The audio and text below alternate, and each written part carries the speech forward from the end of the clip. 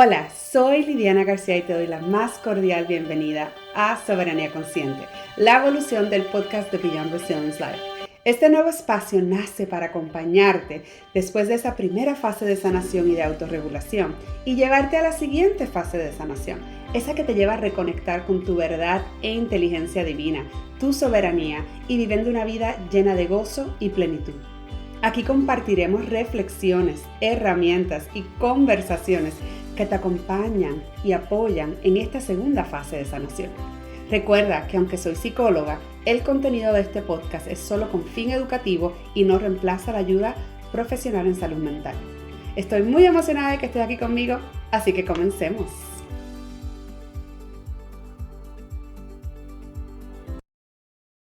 Hola, aquí otro episodio. Vamos a hablar hoy sobre cómo se ve la herida materna en la cultura latina. En nuestra cultura se nos enseñó a honrar a mamá, que mamá es la grande y agradecer a todo. Muchas veces hablamos hasta de familias matriarcales, pero nunca nos enseñaron a reconocer lo que nos dolió, poder hablar de eso.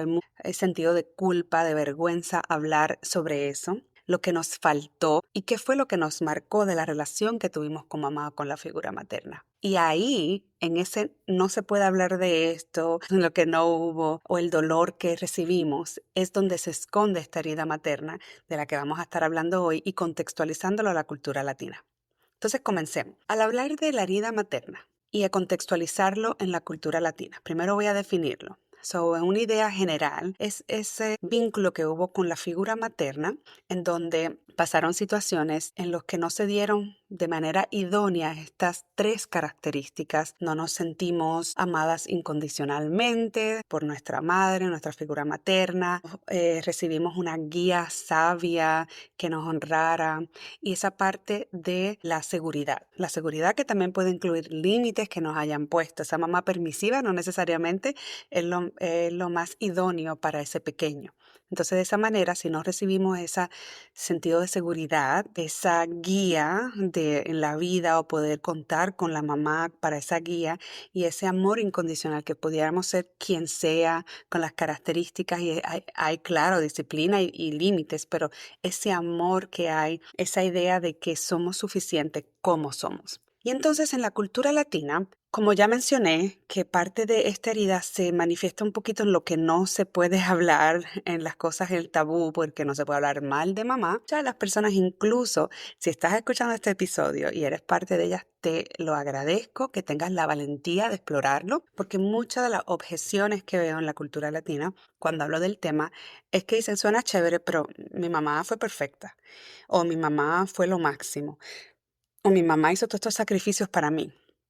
Quiero que sepas que el libro no es para culpar a mamá, no es para hablar mal de ella, es para poder mencionar lo que pasó y lo que no pasó, porque esa capacidad de poder ver y poder reconocer nos ayuda a movernos a qué tenemos que hacer próximamente, cómo asumir nuestra responsabilidad de lo que no hubo, esas lagunas que se quedaron, para entonces así nosotros poder ofrecérnoslo a nosotros mismos. Así que esa parte, que sepan que en el libro en ningún lugar estoy de eso. Y si eres mamá, que sepas que también lo escribí de mamá a mamá, con mucho sentido de humanidad, porque necesitamos humanizar a la mamá y ver cómo mamá no ha recibido el apoyo y el sostén que necesitamos para poder maternar. Eso sería otro episodio, pero quiero que sepas ese contexto porque es una de las objeciones más grandes que veo cuando hablo del tema en la cultura latina. Suena bien, pero eso es para eso se lo voy a comprar a mi sobrina, eso es para allá, o para una prima, o para mi amiga, pero yo no. ¿Y cómo se ve también de manera muy sutil? Mira, muchas veces podemos sentir esa exigencia de perfección, que por eso es que ni siquiera podemos hablar mal de ella ni de nosotras, porque tenemos que callarnos, tenemos que complacer y todas esas características ahí van mostrando cómo se ve esa herida materna. Miedo de ser la mala hija. En uno de los libros que leí, una de las autoras hablaba de hija buena, hija mala, creo que era uno de los capítulos, y esa parte de sentirse contra la pared. Porque si le pongo límites y le digo que ya no estoy de acuerdo con estas cosas, ahora voy a ser catalogado o catalogada como hija o hijo malo o mala. Pero si la sigo complaciendo y no escucho y me priorizo y me cuido, entonces me convierto entonces en esa hija buena para mamá, pero a mí me estoy lastimando. Entonces muchas veces se puede sentir como que no tenemos salida porque si como quiera va a haber un tipo de dolor. Entonces muchas veces nos quedamos entonces ahí en siguiendo fluyendo o ignorando nuestras necesidades para por lo menos ser vistas, validadas e incluida en la familia al ser la niña buena. Muchas veces esas personas que hablan, empiezan a hablar, que no siempre se hace de la manera más idónea, pero que empiezan a hablar y a contar las cosas, empiezan a ser como llaman la oveja negra. Y el rechazo, el sentido de rechazo, es una de las cosas que como seres humanos buscamos evadir al 100%, ya que tiene una base de supervivencia. Si en los tiempos de antes a ti te rechazaban y te sacaban de la comunidad, tenías más riesgo de que murieras. Así que es algo que es yo digo que es como parte de cómo está hecho, o sea, cómo funciona nuestro cerebro y nosotros como seres humanos. Sentirnos responsables por el bienestar de mamá desde pequeños. Esto lo veo en la cultura latina grandísimamente, ese sentido de cuidar a mamá desde pequeño y también es que muchas de las historias que tengo y la experiencia que he trabajado ha sido con familias de madres inmigrantes que ellas se mudan a Estados Unidos y luego ya empiezan a tener sus hijos acá o se traen a sus hijos pequeños y pues tienen que hacer muchos roles porque la inmigración no es fácil. La inmigración trae muchos costos, aparte de financiero, costos de estilo de vida, de quizás ya no tienes la misma ayuda, ahora tienes que trabajar 2, 3 trabajos para poder sostener, la rigidez de las escuelas en Estados Unidos y un sinnúmero de cosas. Entonces muchas veces estos pequeños o hasta ellas mismas, si fueron las que emigraron con su papá, tuvieron que crecer, no pudieron tener una infancia así como decimos acá que recomendamos tradicional, tuvieron que rápido empezar a cocinar y cuidar a sus hermanitos, hermanitas, tuvieron que ayudar en la casa para limpieza, la cocina, traducirle a la mamá, ayudarle con los papeles, con las cosas, porque ahora ya esa persona pues puede ser la que habla el inglés, que lo aprendió quizás más rápido y se siente con esa responsabilidad de poder ayudar a la familia. Y también está esa idea del familismo, ¿verdad?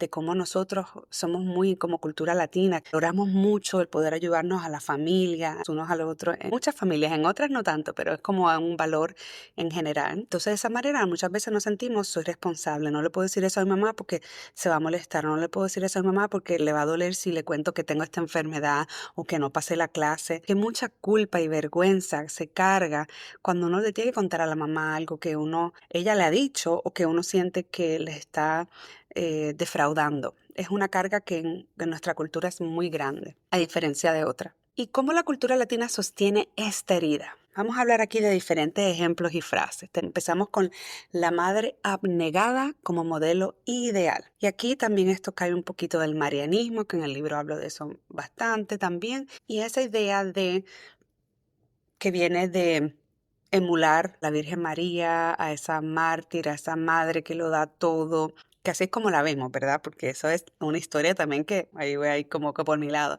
que en parte nos quieren hacer creer. Pero esa mujer tiene mucha fuerza, pero eso es otro, otro tema. Si me quieren entrevistar y ahí hablar de eso, se lo hablo, lo que he aprendido y lo que pienso sobre esto.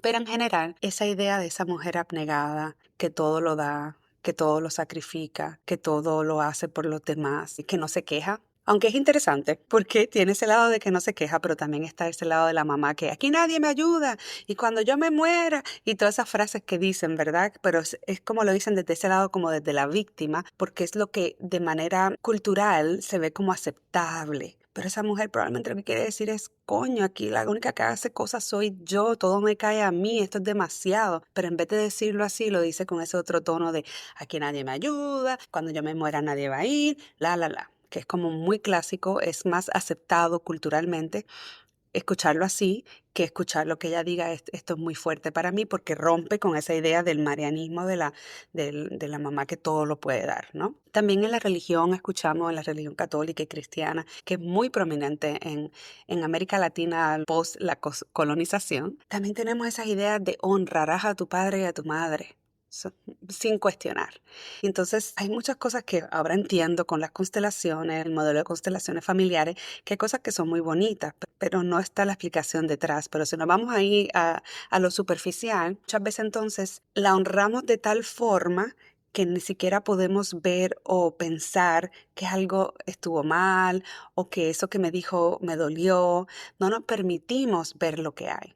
También hay mucha vergüenza y culpa, se utiliza como herramientas de crianza. De nuevo, nadie está ahí para mí cuando yo me muera. Y todas esas estrategias buscan como hacer sentir a la persona mal. Y luego miren qué interesante, desde el punto de vista de trauma, el sentimiento de vergüenza, en inglés sería el shame, es una de las emociones que afecta más grandísimamente nuestro sistema nervioso, o sea, nos pone en una fase de supervivencia grandísima y tiene un efecto muy fuerte en nosotros. ¿Cuánto de nosotros lo que hacíamos era a través de esa culpa y vergüenza o de la comparación? Tu prima hizo esto, tu hermanito. Gracias a Dios, mi casa, aclaro, eso no pasó, pero lo veía muy clásico y lo veo mucho, de la comparación. El hijito de fulanito, mira cómo tiene los grados, se porta bien y mira a ti esa mucha comparación, tratando de buscar esa vergüenza para que la persona se sienta mal y haga las cosas así como con esa culpa, ¿no? El trauma no hablado como norma generacional. Miren, esto es como el pan de cada día, en especial con la comunidad que he trabajado, que ellos ni siquiera hablan de su proceso de migración a sus hijos. Cuando hago esas evaluaciones de inmigración y le pregunto la historia, que es parte de lo que tengo que recoger de información, luego me cuentan, nunca había hablado de esto. Y yo, pero ¿cómo va a ser que nunca has contado tu historia? Porque es algo como que ya se da como, pues yo pensaba que eso era normal. Cuando yo les aclaro que lo que están sintiendo y el diagnóstico eventualmente, si le ponemos diagnóstico, porque, anyway, eso es otro tema también, pero es el estrés postraumático y les nombro, y eso que pasaste es un trauma.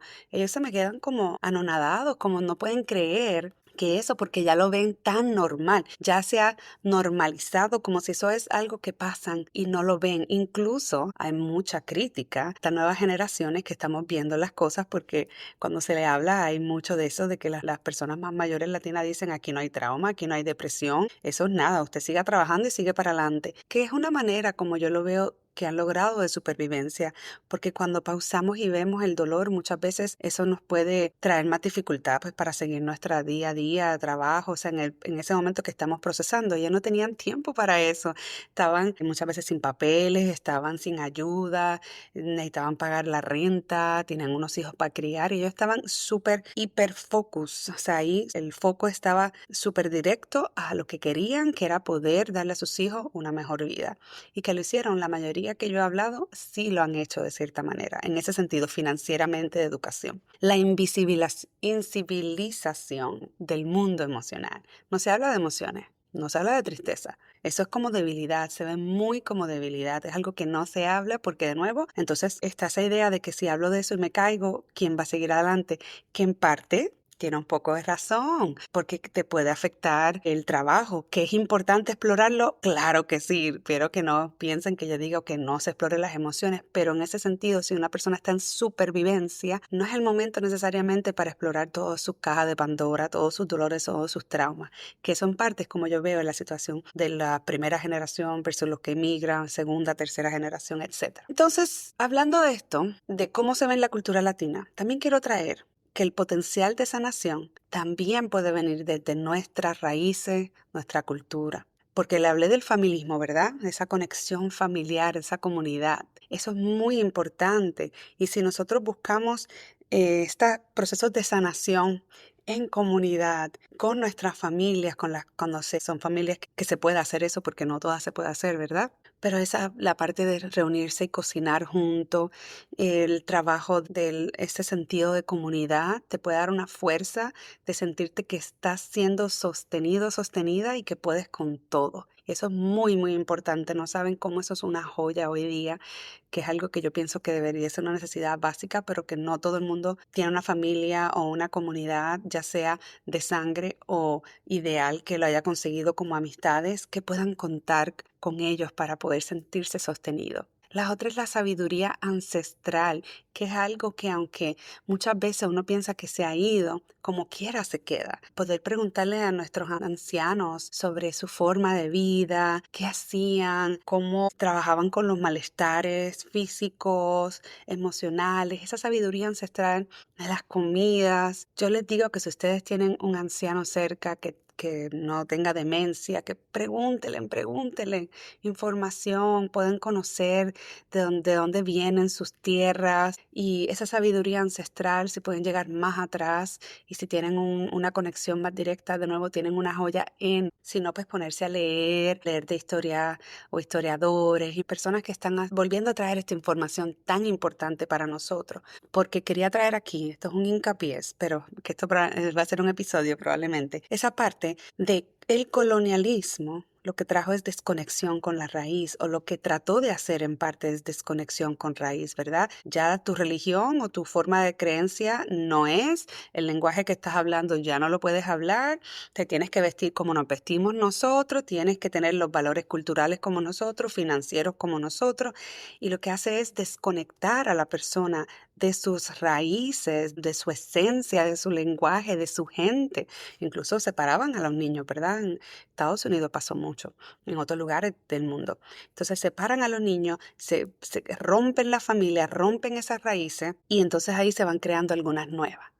Entonces, por eso es súper importante ese proceso de reclamar, de reconectar con tus ancestros, raíces ancestrales, tu tierra, la sabiduría que hay ahí, porque esas personas también, las que estaban en lucha, también sobrevivieron y tienen unas joyas, unos diamantes de sabiduría que pudiera ayudarte en estos momentos tan difíciles. La otra es de esa resiliencia, de esa idea de pa'lante, esas frases que utilizamos en nuestra cultura, que siempre son mostrando, seguimos, pa'lante. Y hay muchas más que en este momento no me vienen a la mente, pero que probablemente puedas pensar y me las puedes poner aquí en los comentarios. Sería interesante ver cuáles son esas frases de resiliencia que has escuchado y que has visto de tu comunidad, cómo siguen hacia adelante, cómo a pesar de todos los tratados de exterminación han podido superar con los descendientes esas cosas. ¿Cómo podemos resignificar la maternidad y el rol de la madre interna? Aquí es esta parte de hoy día estamos cuestionando lo que es la chancla, como el pegar a los hijos, el insultarlos, el utilizar cosas como tiene que ver con la culpa, la vergüenza. Estamos volviendo a